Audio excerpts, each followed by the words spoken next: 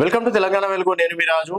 So Madhuri Rathod పైన నిన్న మొన్న జరిగినటువంటి ఇష్యూలో కావచ్చు, అనేక మంది మాధురి రాథోడ్ కి సపోర్ట్ చేస్తున్న వాళ్ళు అంతమంది ఉన్నారు, కొంతమంది విమర్శిస్తున్న వాళ్ళు ఉన్నారు.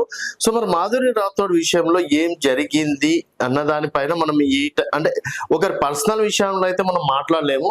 మొత్తానికి అయితే మాధురి రాథోడ్ మాత్రం రియాక్ట్ అవ్వడం అనేది జరిగింది. సో ఎన్నో సక్సెస్ఫుల్ ఫోక్ సాంగ్స్ చేసి ఈరోజు తనకంటూ ఒక గుర్తింపు తెచ్చుకుంది. సో మరి వాళ్ళిద్దరి మధ్యలో ఏం జరిగింది అనేది వాళ్ళ పర్సనల్. దాన్ని మనము ఈ విధంగా అంటే బయట మాట్లాడడం కూడా అది సంస్కారం కాదు. ఎవరి ఇష్టాలు వాడితే ఈవెన్ సుప్రీంకోర్టే చెప్పింది, సరే నచ్చిన వాళ్ళతోటి ఏదన్నా చెయ్యొచ్చు అన్నట్టు కూడా కోర్టు తీర్పులే ఇచ్చినాయి. బట్ ఇక్కడ ఏంటంటే, ఎందుకంటే వారి భర్తకి పేరుంది, ఇక్కడ మాధురి రాథోడ్కి పేరుంది, వాళ్ళ భార్య ఏదన్నా ఉన్నా నాలుగు గోడల మధ్యలో చూసుకుని ఉంటే బాగుంటుండే. ఈ విధంగా బజార్కి ఈడ్చి ఇంత రచ్చ చేయాల్సిన అవసరం లేకుండే అని చెప్పేసి చాలా మంది చెప్తున్నటువంటి మాట.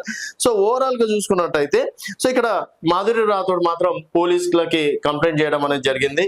నన్ను అనవసరంగా కొట్టారు, నాపై దాడి చేసిన వారిపై చర్యలు తీసుకోండి అంటూ పోలీసులకు ఫిర్యాదు చేసిన మాధురి రాథోడ్. ఈశ్వర్ సాయి భార్య శరణ్య తనను బూతులు తిడుతూ అకారణంగా తనపై చేయి చేసుకుందని, ఆమెపై చర్యలు తీసుకోవాలని పోలీసులకు ఫిర్యాదు చేసిన folk songs artist Madhuri Rathod తనపై ఇన్స్టాగ్రామ్, ఫేస్బుక్ లాంటి సోషల్ మీడియా మాధ్యమాల్లో పలువురు తప్పుడు ప్రచారం చేస్తున్నారు, వారిపై కూడా చర్యలు తీసుకోవాలని చెప్పేసి కూడా ఫిర్యాదు చేశారు. ఎవరైతే మాధురి రాథోడ్ పైన తప్పుడు అంటే వార్తలు రాస్తున్నారో సోషల్ మీడియాలో కావచ్చు, తర్వాత ఇన్స్టాగ్రామ్ లో కావచ్చు, ఇవి రకరకాలుగా ఇంకా దొరికిందే చాయిస్ అని చెప్పేసి వ్యూస్ కోసం కూడా కొంతమంది, అంటే వాళ్ళకి ఇంకేం అవసరం లేదు, వ్యూస్ వస్తే చాలన్నట్టు కూడా కొంతమంది ఇలాంటి ఇష్యూని కూడా బయట చెప్తుంటారు కదా. సో వాళ్ళ పైన కూడా చర్యలు తీసుకోవాలని చెప్పేసి కూడా ఫిర్యాదు చేశారు. తన వీడియోలు చిత్రీకరించడమే కాకుండా తన ఐఫోన్ కూడా దొంగలించారని ఫిర్యాదు చేసిన మాధురి రాథోడ్. సో తన పర్మిషన్ లేకుండా తన వీడియోలు బయట పెట్టడం, అలాగే అక్కడ ఎవరైతే వీడియో షూట్ చేశారో ఈశ్వర్ సాయి వాళ్ళ భార్య కావచ్చు, వాళ్ళ చెల్లెలు కావచ్చు, కొంతమంది వచ్చారు, తన ఐఫోన్ కూడా దొంగలించడం అనేది జరిగింది అంటూ కూడా ఫిర్యాదు చేశారు. మాధురి రాథోడ్ ఫిర్యాదు మేరకు కేసు నమోదు చేసి దర్యాప్తు చేస్తున్న వేములవాడ పోలీసులు. సో మొత్తానికి వేములవాడ పోలీస్ స్టేషన్ లో మాధురి రాథోడ్ కంప్లైంట్ చేసింది, తనను అనవసరంగా కొట్టింది, అక్కడ ఏం జరిగింది అనేది కూడా తెలుసుకోలేదు, అలాగే నా పర్మిషన్ లేకుండా నా వీడియో అనేది బయట పెట్టడం అనేది కూడా ఒక తప్పు, తర్వాత నా ఐఫోన్ తీసుకోవడం దొంగలించడం కూడా మరొక తప్పు, అలాగే నా పైన వస్తున్నటువంటి సోషల్ మీడియాలో రూమర్స్ బయట పెట్టి వ్యూవర్షిప్ కోసం ఎవరైతే చేస్తున్నారో కొంతమంది వారిపైన కూడా చర్యలు తీసుకోవాలి. సో ఇక్కడ మళ్ళీ ఈశ్వర్ సాయి భార్య ఏంది, నా భర్త మంచోడు, మాధురి రాథోడ్ మాత్రం అది ఇది అని చెప్పేసి కొన్ని పదాలు యూజ్ చేయడం అనేది జరిగింది. సో చాలా వరకు ఇక్కడ మాధురి రాథోడ్ కి సపోర్ట్ చేయడం అనేది జరిగింది. రెండు చేతులు కలిస్తేనే ఏ విధంగా అయితే శబ్దం వస్తుందో, సో మరి తనకు పెళ్లి అయ్యింది, ఒక పిల్లోడు ఉండు, అయినా కూడా పరాయి స్త్రీ పైన ఈ విధంగా చెయ్యడం ఏంది? సో మరి ఇక్కడ ఏదైనా అవకాశం ఇస్తా అని చెప్పేసి లోపరుచుకున్నాడా, లేకపోతే ఇంకేదైనా కారణాలు ఉన్నాయా?